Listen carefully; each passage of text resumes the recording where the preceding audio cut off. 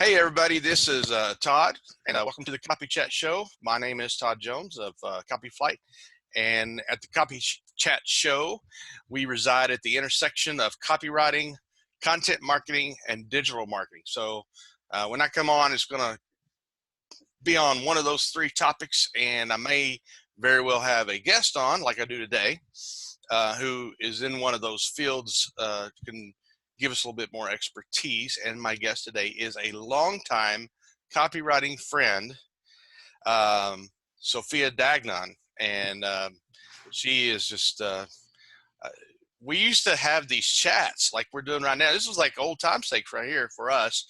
And we used to chat about once a month, once a quarter, that kind of thing, and kind of spur each other on. And I think it's done really well for her.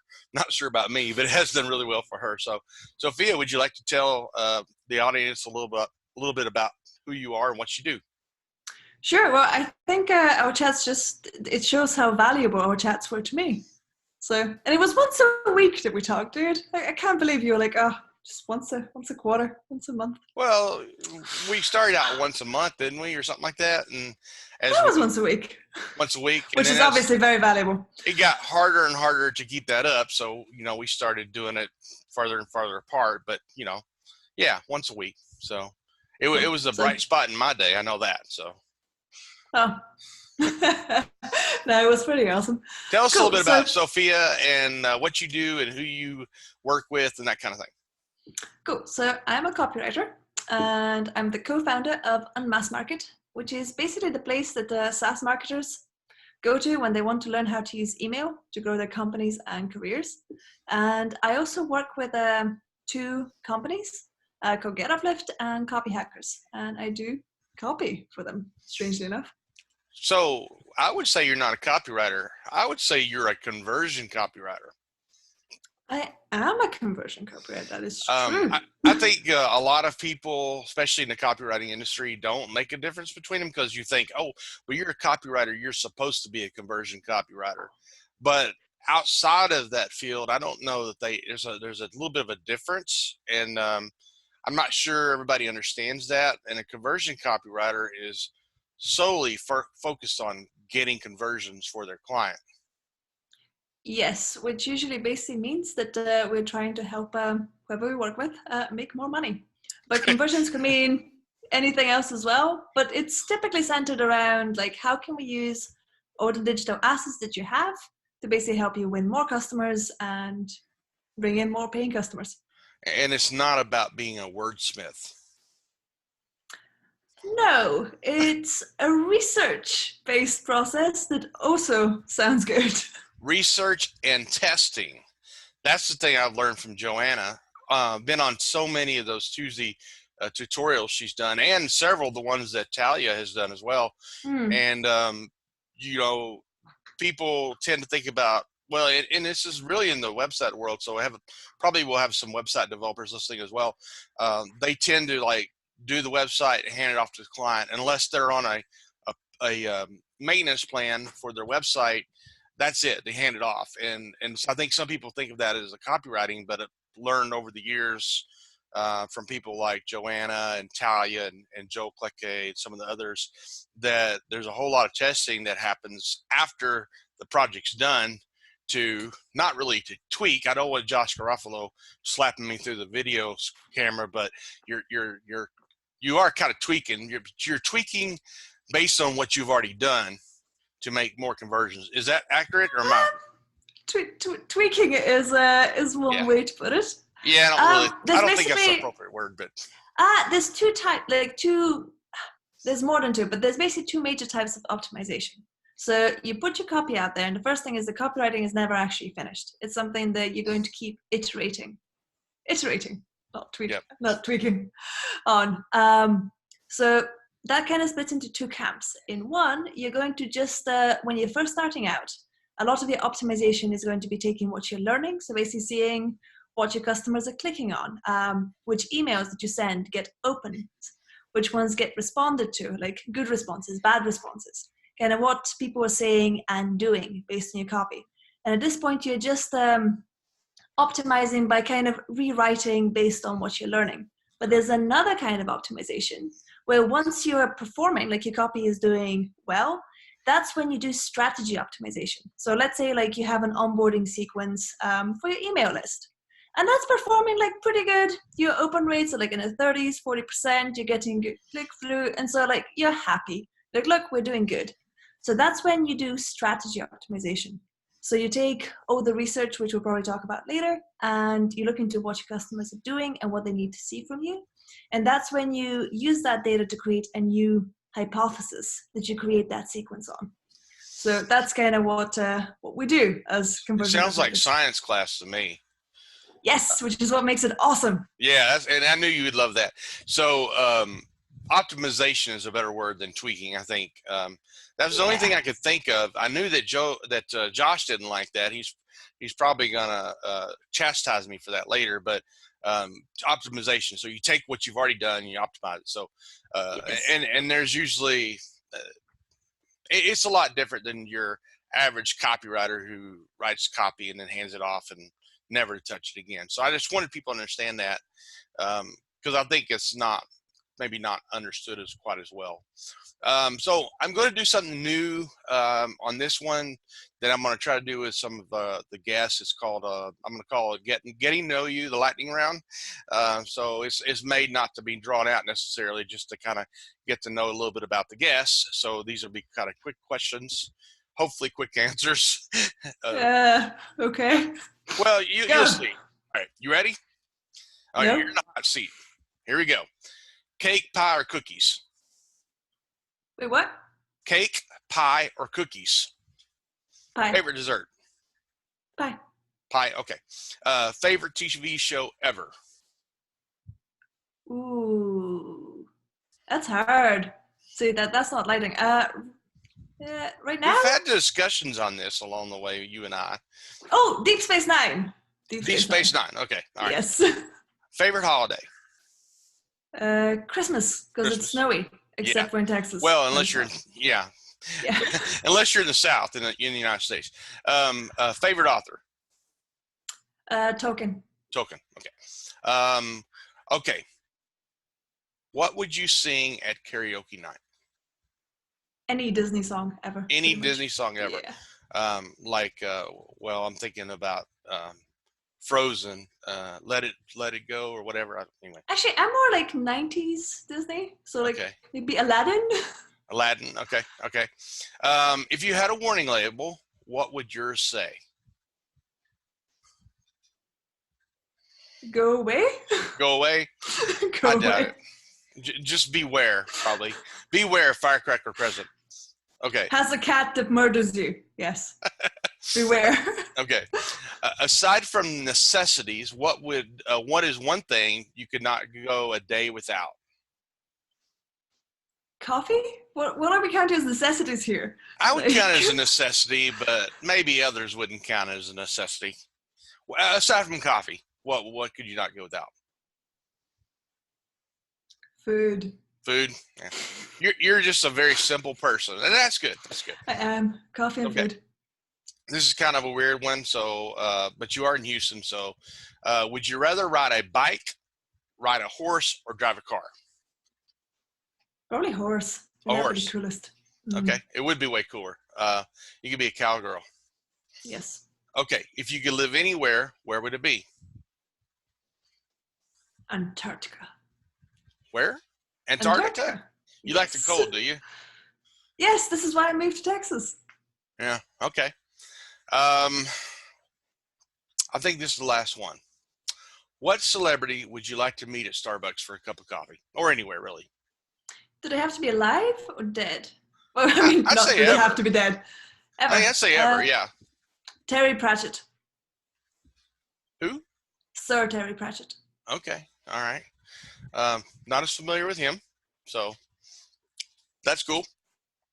Okay, so today, Sophia is a conversion copywriter, email strategist. Is that correct to say? Yeah. And I want her to teach us a little bit of voodoo.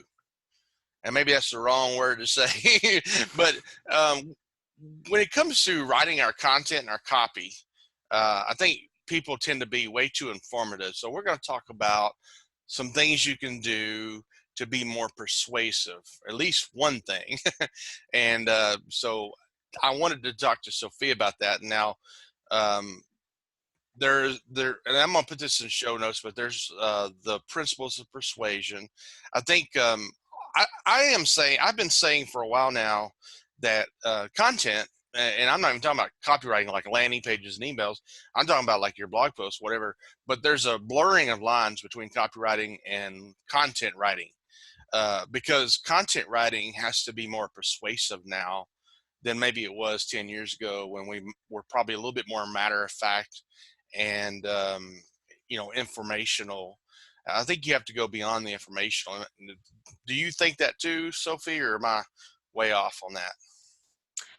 I think it's more that it's becoming more normal and conversational to write content. So like nobody actually enjoys reading boring things. I mean, just think about the things that you enjoy reading. Like you like somebody that puts together a persuasive argument, something that's interesting, that's kind of teaching you something that you're actually like, oh, you know what? I enjoy the fact that I spent 5 minutes reading this. Yep. Back in the day when you were trying to find information, if the only information that you could find is just ridiculously boring, Yep. well, yeah, I mean, you'd read that because that's the only thing out there. Yeah. But because there's so much out there now, we just actually have to write things that we like. I think that's what's changed. Well, I think blog posts maybe 10 years ago, sometimes that kind of content was written more like what we would call a knowledge base, really just very much just the facts. I know that, well, if you go to Copy Hackers and read an article, and by the way, Sophie has an article, maybe one, maybe more than one, I don't know. I know you got one over there. I have one. You go to Copy Hackers to read an article. Those are incredibly long articles, okay? They're not going to put out one that's that's going to take you 15, 20 minutes to read or more if it's not written in a way that you will stay engaged all the way through. I mean, who's going to read an article that takes 20 to 30 minutes to read if it's not engaging? Nope. So nobody outside of academia. Yeah. So I like the ideal of being more persuasive, whether it's in your content, the articles you're writing on your website, whether it's in your emails, and that's really important. And I hope you bring that up because that is your area of expertise. But boring emails are frankly just really boring. And if you're doing TV or video shows like this one or a podcast, I mean, no one wants to get on there and listen to somebody who's monotone. So I think persuasion is probably one of the single most important things you can do with your content. Agree? Disagree? Agree, but also I think it's important to remember that persuasion is something that you're already naturally doing. Like whenever you're hanging out with friends, or like whenever you're trying to like persuade your partner or your friend, like what movie you guys are going to pick from Netflix, like that's persuasion in action. These are all things that we do all the time. But when you sit down and write, it's somehow like your brain just blanks. You're like, wait, like these are words. How do these words go on the page? So it's about moving kind of past making writing a different thing and just tapping into the principles that you already naturally use in your like day-to-day life. So how can the typical business owner tap into that for their content that they do for business in general? I think the first thing is to stop separating your business so much like from the way you would normally talk. But that's a really easy thing to say, but how do you actually do that? So one of the persuasion principles that me and Todd were talking about before we started recording is likability. So how do you come across as likable? And this is again like one of those things where if you read like just be more likable, it's like, yeah, like I'm not going out of my way to make my customers hate me. Like what does that actually look like on the page? Yeah. And so I made some notes earlier, which I'm now going to look at. But one of the things about likability is that as a business owner, you have this, at least like a lot of the business owners I've spoken to, you have this desire to make a product everybody likes. And so the second you get pushback on marketing, or like you send out, say like an email, a sales email for like your latest launch, and you get several replies that are just like, oh, this was the worst, most salesy thing ever. I hated it. I never want to hear from you again. Like, who do you think you are? And you take that to mean that you're not being likable. But that's actually a lot of rubbish. In order to be likable, somebody out there has to dislike you. You can't have people think, oh, this person is amazing, I want to learn from them, without somebody else thinking nope, this person is the worst. I want nothing to do with them. It actually comes down to a law of physics. So for every action, you need an equal and opposite reaction. So to be likable, other people have to dislike you. So when you think about likability, you have to think about, what are the people I actually want to connect with? So the people who are my dream customers, who I want to deal with on a day-to-day basis. I want these guys buying my products because they're going to really use my products. They're going to make the most out of them. And they're also a delight to work with. Because as a business owner, you don't want to work with people who don't like your stuff. You're not really going to be able to provide a very good service for them. So when you think about being likable, think about those people. And kind of you start from there.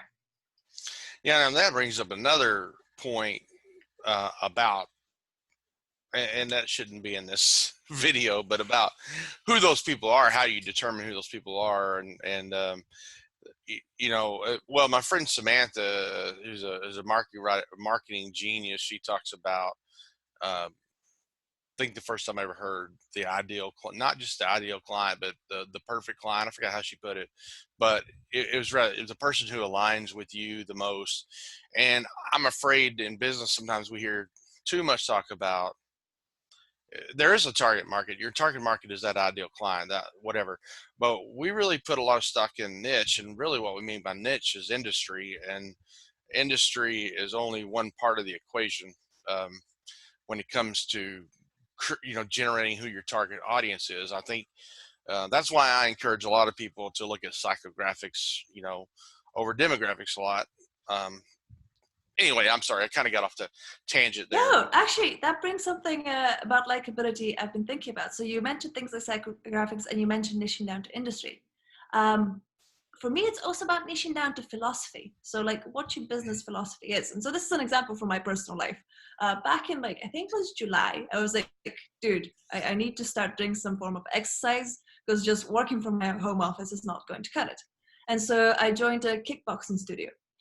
And their fitness philosophy is very much oh, we need to get in and lose weight for the summer and look great in bikinis, and it was very that kind of we want to get fit for this extrinsic result, which happens to diverge from my fitness philosophy.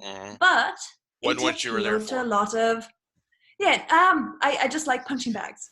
So my philosophy was I want to punch the bag really hard. And they're oh yes, push through to lose those 10 pounds. And I was no, I'm just interested in how hard I can punch this bag. This does not motivate me. But it motivated a lot of the other people at the gym. And so I stopped going because our philosophies just diverged. They're a good studio. They cater great to their audience. I'm just not their audience. But a few days ago, I joined a CrossFit studio just down the road from me. And their philosophy is, let's just lift a bunch of stuff and see how much we can lift. I was that is the philosophy that makes you likable to me, because you're pushing me. You're kind of aligning with what I want out of fitness, which is to see how much shit I can lift, versus the other philosophy. So to be likable to the person, it's not that the kickboxing studio are not likable. They are. It's just they're not likable to me. Yeah. So find your people.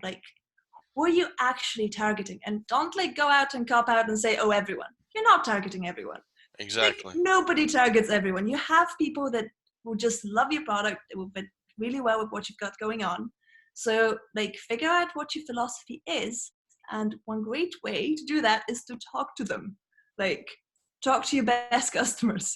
What do they love about you? What do they want to see more of? That's the stuff that's going to make you likable and get you more people like them. Yeah. And I think, I delved into this about page thing last year and did some teardowns, which are on the YouTube channel. And I did some teardowns for other people. Well, actually, that's actually who they are for. I put out a tweet, hey, I want to do some, about page teardowns, and about 9 people said, yeah, you can do mine. It's like, let her rip. I was like, okay. So I did it. But anyway, during that process, and also I helped, this seems really benign, but Joel from Case Study Buddy, he's like, hey man, we don't have anything for our LinkedIn page. The about part. It's like, okay, so I did a little research for him, and I took pretty much mostly what he had from his about page on his website and formatted it because it's all pretty much straight text. So I did a little formatting and put it up there for him, or I sent it to him and he put it up. And I realized that doing that was even about the same as doing an about page. But anyway, I go back to say, as I developed my about page framework, one of the things that you do is hone down on what your values are. And so actually going through that right now with a client, and I use a question, basically, and other people have said this question, so it's not unusual, but basically, what about your industry pisses you off? What really makes you mad? And because that right there is just like this little touch button issue in which people will build their business around. So there's a lady I work with here in town who has a cleaning business. Well, she realized that most cleaning services will have, and I know this from experience, will have companies to, or not company, they'll have the house owner to put things aside and kind of straighten up before they come and clean. Well, she decided she was going to offer what she calls maid service with it.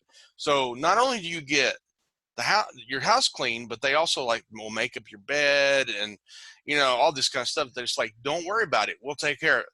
And I think it was, I don't even know if she understands how powerful that is, to be honest with you, but it's huge. But it's a little thing that she didn't like about how her industry did something that she decided to do differently. It is a differentiation. Mm-hmm. So differentiating around something that is important to you can make you more likable to your target audience. Is that kind of what you're saying? Definitely. Find what you do different, find what you believe that's different. Just because we all do, we all have specific things that we want, and when you pick a fight that your audience is also picking, it's just a great way to connect. I mean, just think about all the really solid friendships you made when you were younger, or even now. A lot of them, they're based around things you like, but a lot of them are based around things you dislike together, shows you dislike together, or activities you dislike together. Mm-hmm. So there's a lot of power in that. Yeah. So, okay, let's flip that around just a little bit. You're saying that, this can make you very likable, but at the same side, there's somebody who won't like you. Yep. How do I, as a business owner, I'm trying to be more likable. I'm really tapping into my own values and creating my business around that. So I have people being attracted to me from that same framework, but you may have somebody mad at you, or maybe they don't, maybe it's not just a benign, I don't like what you're, how you do it, like you with the was a kickboxing, you didn't hate them. They were likable. It just didn't align with what you want to do. But sometimes in doing so, not only do they not align, it creates a sense of threat and they become angry at you. How does a regular business owner handle that? That's one of the really hard things, that if you're going to make something that is really different, if you're going to differentiate yourself in a way that kind of stands out, you will get that. There isn't an easy or a nice or a step-by-step to deal with that. And what I personally do, and what I've recommended that other people do, is you have to look at why you pick those values in the first place. So when you pick the values that you stand for, they have to be something that you actually stand for, that you believe in.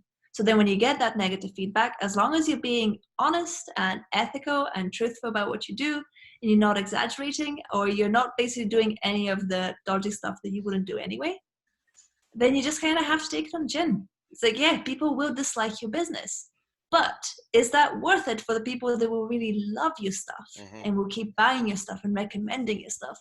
And if it's not, well, then maybe you should rethink the strategy. And Yeah. if it is, then you just have to keep that in mind. I think it's an interesting where this conversation went, because I certainly did not expect it to go down this road, and it really aligns with some of the stuff I'm doing, because I'm talking to people about messaging all the time. It's like, and I've got this new thing for me anyway, that I call, how you talk about product market fit or whatever. I call your market message fit, or your message market fit. Is your message fitting with your market? Or by market, I mean your target audience. So what you're talking about here actually plays right into that, which is really cool. But you're saying not only is that a good thing to do anyway, it makes you more likable, which makes you more persuasive to the right audience. Is that correct? Yes, we tend to be more persuaded by people that we already like. Yep. And so we build stronger bonds. And sometimes, and as I said earlier, can to be likable to your audience, to the people you want to attract, you're going to be dislikable to their opposite. Like, So you just are. now your target audience likes you, and it's not just like, oh, I like them. It's like, I really like, because I like what they're doing, I line, whatever. But you're saying on the flip side of that, or on the back side of that, is they become super fans for your business. Was that accurate to say? I think a percentage of them will, yeah. Yeah, but I have a friend, Brittany Hodak, who started. It was called Zine Pack at the time. Now she calls it Superfan Company. She's starting to consult businesses about. Basically, it's good customer service that leads to being a super fan. But that's what I thought of when you were talking about that. They become people that share your stuff and really recommend you. So they really like you. So that's part likability. Part of that is also business practices. So you can't just be likable and then have business practices that make your customers not feel good. You got to deliver. You got to deliver. You got to over deliver. You can't ignore customer service. And I think also, and I started reading a book that you probably already read called Profit First. No, I haven't actually. His idea is profit first, but he makes, it's not what it sounds like it kind of is, but it's not. But you've got to build a business that's sustainable, which is kind of what he's talking about. And in order to do that, you've got to continue to service your product and your customer well. But I think when we think about growth and revenue almost exclusively, which is kind of what he's referring to in the book, you tend to not think about taking care of people on the back end, because you're focused on, can we get more people? Can we get more people? And it's just a subtle shift, I think. But I think the profit first mentality allows you to think more about sustained growth, and which should, I think, mean you take care of your customers on the backside. So persuasion is going to help you get more people to say yes to you, but it only creates a profitable business that's sustainable and long-term if your product has to be solid, it has to be good. You have to have good customer service. You have to treat if you have employees or a team or contractors, they have to feel good about what you're doing, because they're basically the face of your company. If they feel bad, sure, persuasion is going to get people through the door, but you won't be able to keep them. And likability is something that helps people sign up with you, but it's also something that helps you retain them long term, which is how you build a sustainable business. So the things I said. I think you can use the likability in the service part of the thing as well. I mean, I use an example. I use SiteGround for hosting. I know some people have had some issues with them for whatever reason over the years, but I really like them. The product's good, certainly, but every time I reach out for something, you almost always chat. I mean, very seldom is it anything less than a stellar experience. So in that way, they're retaining, or they're maintaining their likability status. And I think a lot of companies do that as well.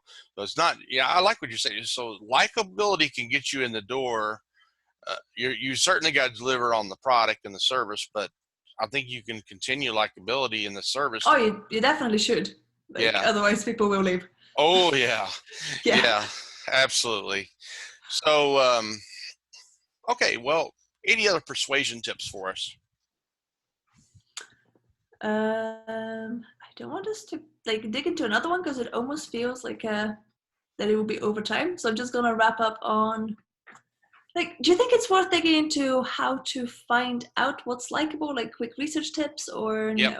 What do you think? Yep.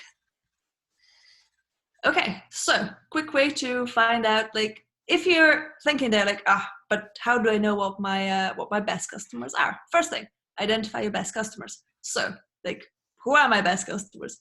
Those should be people that spend a good amount of money with you, but Mm-hmm. also like people that you enjoy working with long term. These are the people you want to keep. Mm-hmm. So if somebody like just dropped 20K on you, but you're like, working with them has just been a nightmare, that is not your best customer.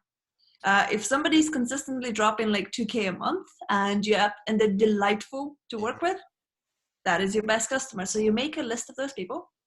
Ideally, like typically those would be in smaller services businesses, those would be people you know quite well. So Mm-hmm. if you're a bigger business, you can run a survey with them and just kind of ask them specific questions about their experience with you. So you can learn more. If it's a smaller number, just like ask them for 15-20 minutes of their time, and like you can give them a Starbucks gift card I like to do that at the very end after I've done the interview. So ask for the favor, we'll chat, and then I'll offer something at the end as a thank you. So you're less bribing them and more appreciating the fact they've taken the time.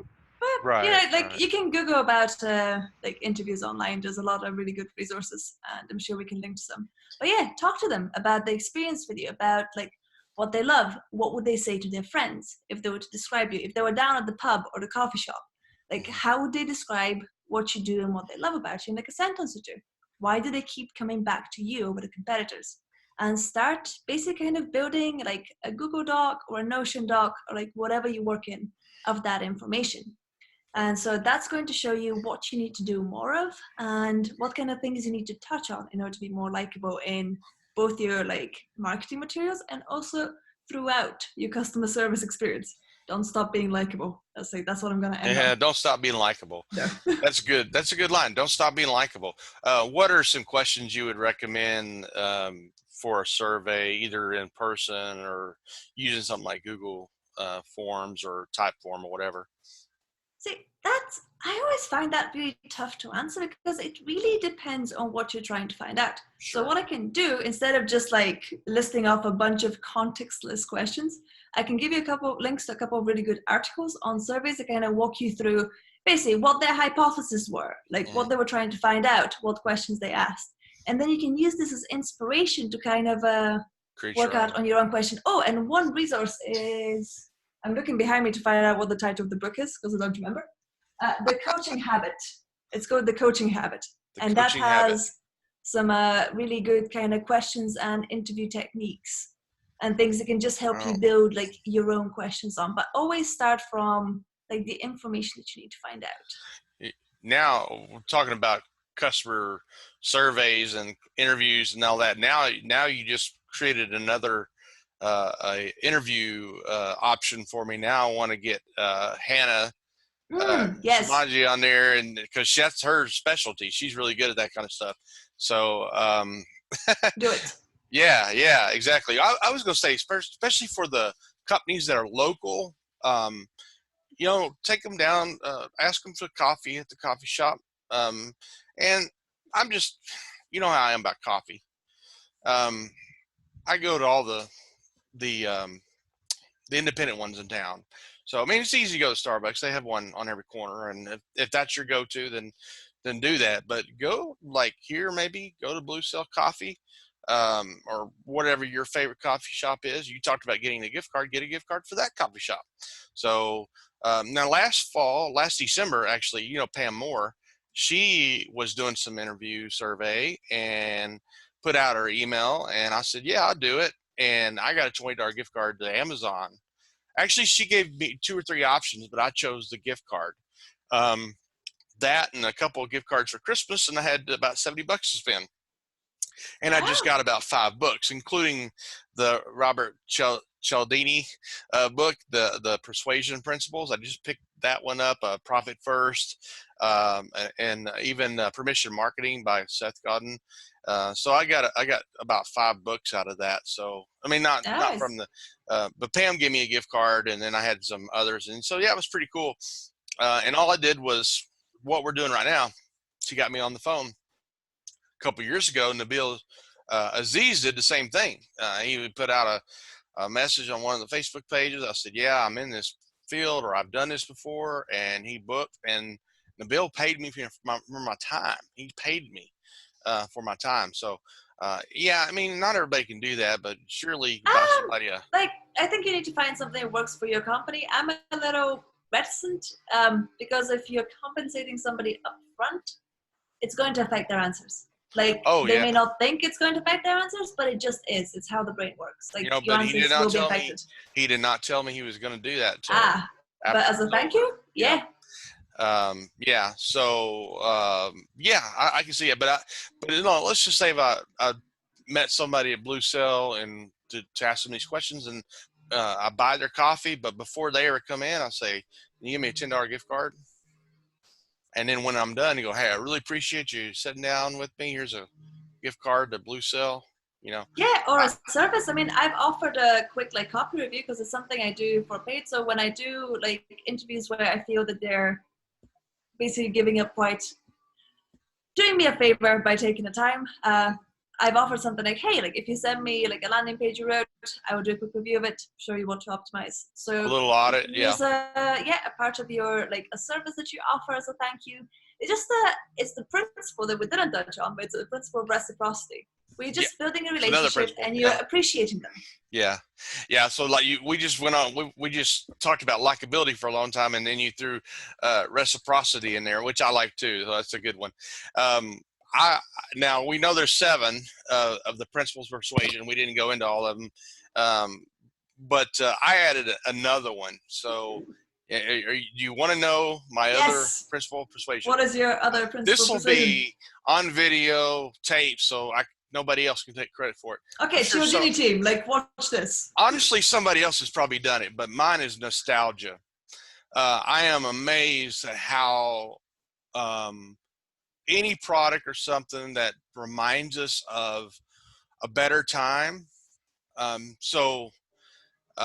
fact, eBay basically lives on that, right? Being able to buy the toy when you were 8 years old that you loved. You can find it on eBay just about. I thought about lunchboxes, metal lunchboxes. I don't know if you had that growing up in Scotland, but we had those metal lunchboxes when I was a kid. And, you know, just anything that reminds us of stuff that we really loved when we were much, much younger. And people spend money for that too. I mean, it's not just a drive-by-night nostalgia moment. I mean, people will pay to relive that childhood. So I think nostalgia is a principle of persuasion, but whatever. See what Talia says. Bring it up and say, hey, this is what Todd said. She may think I'm nuts, but add this. Yeah. Well, I mean, hey, look, okay, just to go, okay. Speaking of folks like that, so Tarzan did her quiz funnel last year, which I'm sure Shanti helped her with. I'm talking about Tarzan K. So for anybody who's watching, don't know who I'm talking about. And it was an 80s theme, right? So people were like taking it, not because necessarily because it's Tarzan, but it's like this 80s vibe going on, which is when I grew up. I know Tarzan is way too young to know what the 80s are, but anyway, I mean, but that's nostalgia, right? I mean, a little bit.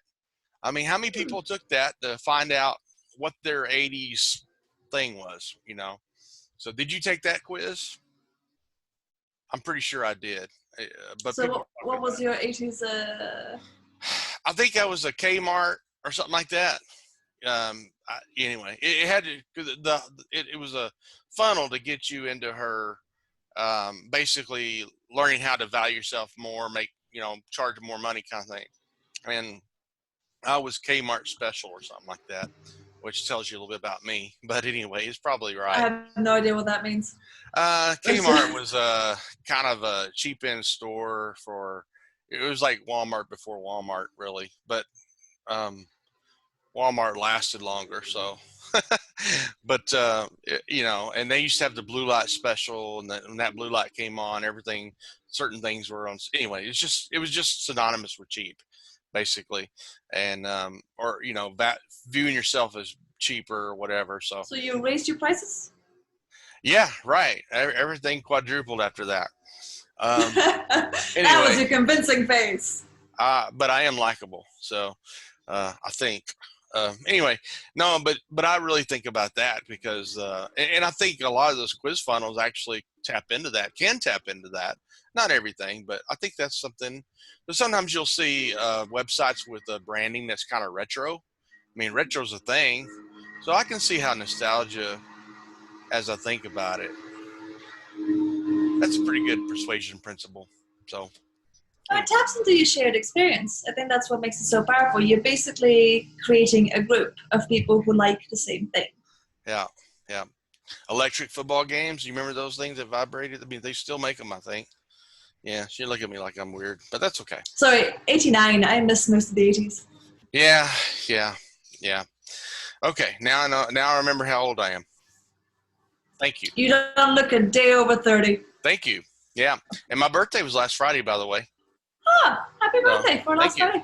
I was waiting with bated breath for your birthday wish. I sent you a message. You did, didn't you? Okay. I did. Hey, honestly. I had like 200 messages or something between Facebook, LinkedIn, tweet. But I tried to answer every single person. Where did you send it to me? Through Facebook? Facebook, I think. Yeah. Okay. You're never on Facebook. You're never used to being ignored. Well, that's Gen X for you. We're always ignored. Okay. Very good. How can people find you online? You can find me at unmassmarket.com or also at sophiadagnon.com, which would give you a link to Unmassmarket. Yeah. And also LinkedIn. Like of all the social, as Todd said, I used to be a social media marketer, which means that I now suck at social media for myself. So LinkedIn is pretty much the best place. Yeah. So we'll put all that in the show notes and in the description below the video. I do like the new Sophia Dagnon page. It's a landing page. It's got a really cool picture of you there. Looking all it redirects you to all the other places where I am. Well, I mean, that's what a lot of us do. I mean, we have for our name domain, that's what we tend to do. So, you know, I still have WordPress installed for that, but if you go there now, it's a landing page with, here's a link to this and here's a link to that. And anyway. Yeah, I realized I am not a personal brand person. I was going to build a personal brand. And I was like, no, not doing that. Yeah. Well, Sophie, it was great to catch up and get your expertise on persuasion. Now you got me wondering, maybe I should call Hannah and see if she'll jump on down the road. Maybe Nikki. I love Nikki. Nikki's awesome as well. I would 100% recommend her. Not just because she is my co-founder, but mostly that. What would you have her talk? What do you think she should talk about? Ooh, either email marketing or interviewing. She is awesome at both. Very good. I don't want to get, we'll space those out. I want to get some content marketers on as well, but I do have a couple copywriters coming up, so I'm pretty excited about that. Okay. Well, thank you so much for hanging with me, and hopefully it wasn't too unprofessional, and hopefully people watching this will learn a little bit more about using persuasion and likability in their daily content.